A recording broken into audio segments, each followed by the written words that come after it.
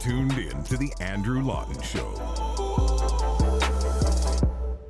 We cover Alberta. I'm an honorary Albertan. I've kind of been adopted by many of the good people of Alberta. Now, some of them call me a dirty Easterner, but most of them do it well. I think favorably. But I have an Alberta sensibility. I love the province. I love the people there. True North has just an absolutely massive base of support in Alberta.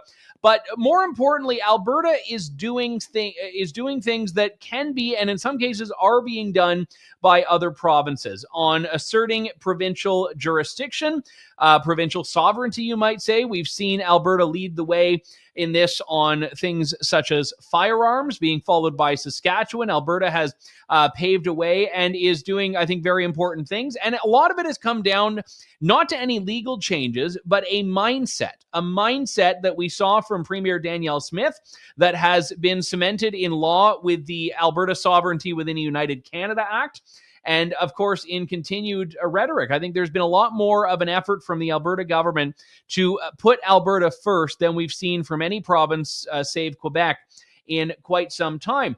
And when we talk about Alberta's future in Canada, I think it's important to note that this is also a story of other provinces if they want to go down this road. There was a fascinating piece in C2C Journal that explores this very topic, written by Professor Barry Cooper, not just one of the architects of that Sovereignty Act, but also a tremendously influential professor, and also someone who I mention in my biography of Pierre Poilievre, because he was part of the great Calgary School of Political Science professors at the University of Calgary, which covered in part the time in which Poilievre was a student there. But that shameless plug out of the way. Always good to talk to Barry Cooper. Barry, thanks for coming on today.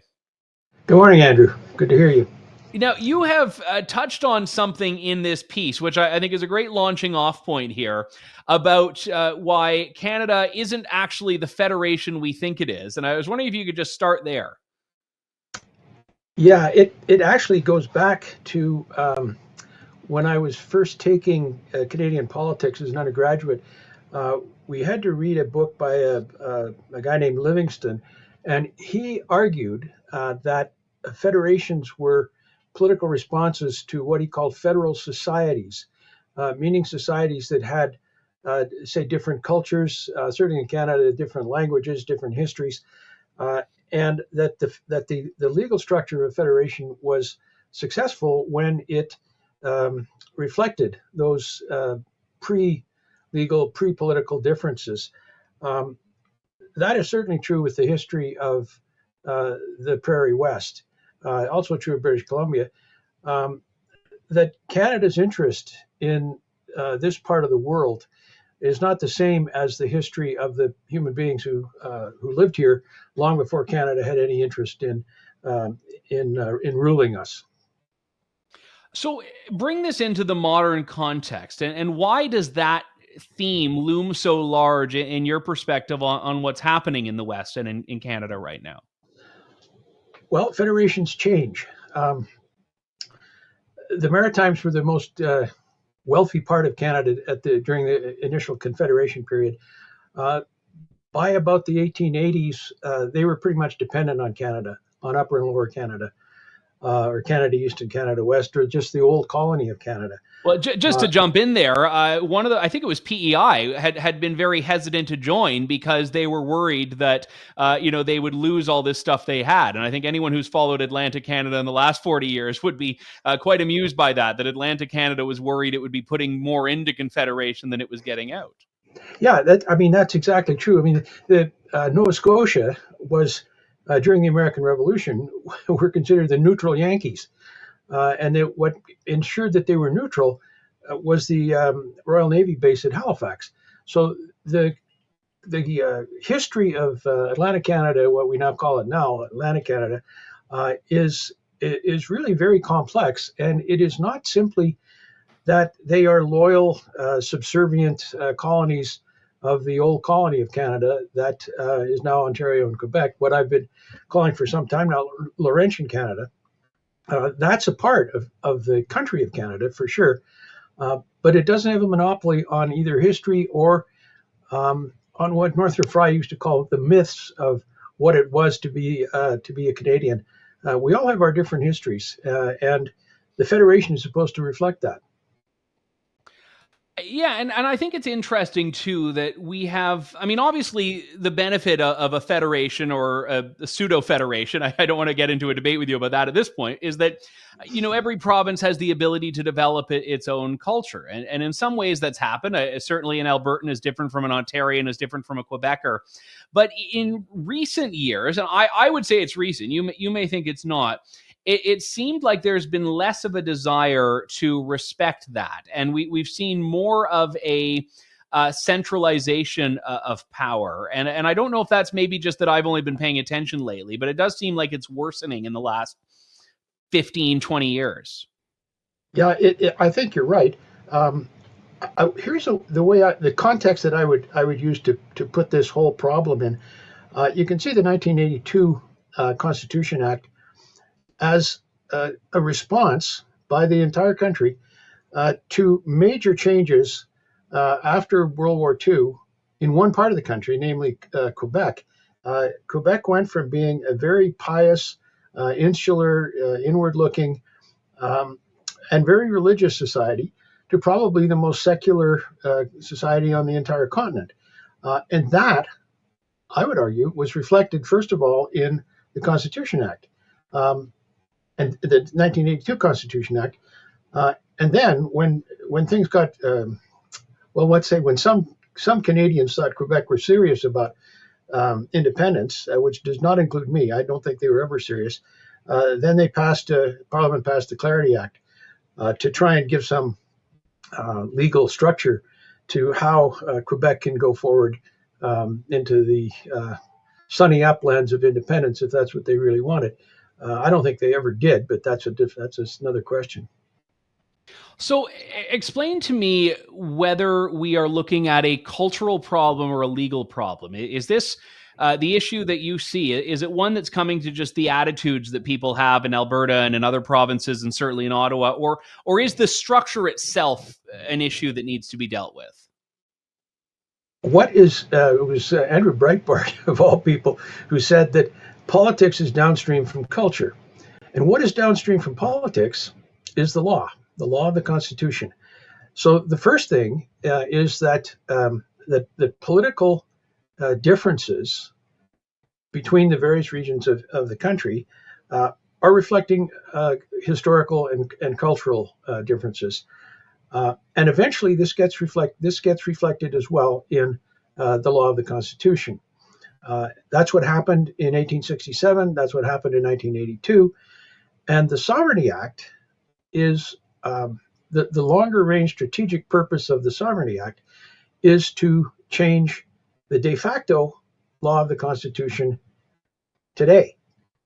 That means pushing back against what you quite rightly describe as the, let's say, centralizing tendencies of the bureaucracy and the government of Canada. I don't think it's really a partisan issue. I think all governments, liberal or conservative, have this tendency to think that they are, as Danielle Smith said, a national government. And she said it on third reading of Bill 1 that turned into the Sovereignty Act. Who do they think they are? A national government? The implication being they're not. They're part of a federation. That's what the Sovereignty Act is aimed at restoring.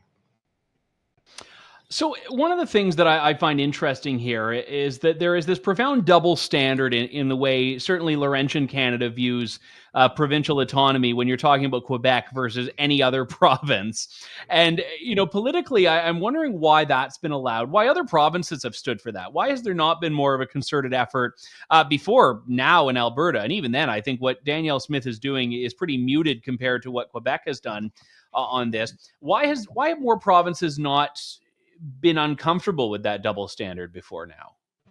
I think it's because a lot of people have swallowed the Laurentian myth that Canada is a bilingual country. Parts of Canada are bilingual, but that certainly is not true in this part of the world at all. There are French-speaking communities in Alberta, as there are in Saskatchewan and Manitoba, and in British Columbia.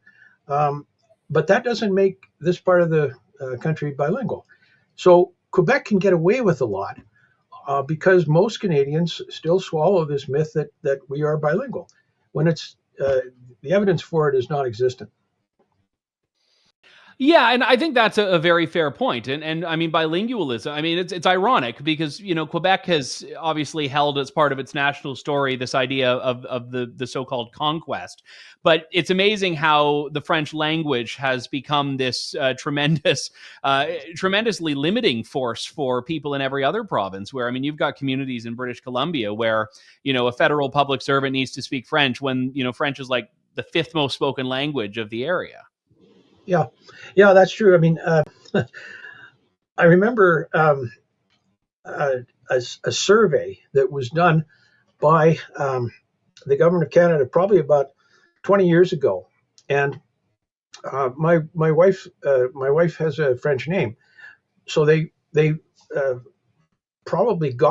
probably included in the survey because of her name, and the person from Ottawa said. She called me Monsieur Guichon, and I said, no, I'm Monsieur Cooper. And she said, oh, okay. Do you speak French at home? And I said, oh, yes. And she said, well, who do you speak it with? And I said, with our daughter. She's in French immersion. Oh, does your wife speak French? And I said, well, she can, but she doesn't really speak French with our daughter. She said, but you do. And I said, yes. So she said, well, that's a bit odd. You're not French. And I said, well, no, but my French is better than my wife's. So she didn't know what to make of that. She simply didn't know what to make of it. So to go back to the structural aspect we were talking about earlier, you make a point which is actually, I think, heretical among some people in this country, that the Constitution is not set in stone, that this is not something that can never be reopened. Now, I think the political practicalities make it very difficult to reopen the Constitution in a way. But if you could, what would you do to it? Well, you've already had success writing the Sovereignty Act. I'm letting you write the next charter. I would make, I mean, these are political decisions really rather than constitutional amendments that we're looking at. And even Jason Kenney said when he was premier, stay in your lane, when he spoke to the government of Canada. And what he meant by that was what is determined in Section 91 of the old British North America Act, the Constitution Act 1867. The government of Canada does have some major responsibilities, and so do the provinces. They're set out in Section 92. Everything should reaffirm that. Every bit of legislation should reaffirm that, especially by the government of Canada. And there's some shared jurisdictions like the courts have decided that the environment is. I think that was let's say a questionably decided decision. But when you have a government that is, let's say, ideologically persuaded by environmental issues, it means that they are inherently tempted to expand their jurisdiction at the cost of the provinces, and especially of this province, because of our hydrocarbon resources that are said to have had these enormous environmental consequences. That needs to be disputed as well. I mean, so you get into sort of factual scientific arguments as well as legal, economic, and social ones. It's a very complex political process, but that's where we have to go. Well, in your piece in C2C Journal, which we can throw back up on the screen there, you call for some sobriety into Laurentian consciousness, which I think is an incredibly, perhaps overly ambitious expectation, but I think an important one nonetheless. Professor Barry Cooper, always good to talk to you, Barry. Thanks so much for your time today. Thanks for listening to The Andrew Lawton Show. Support the program by donating to True North at www.tnc.news.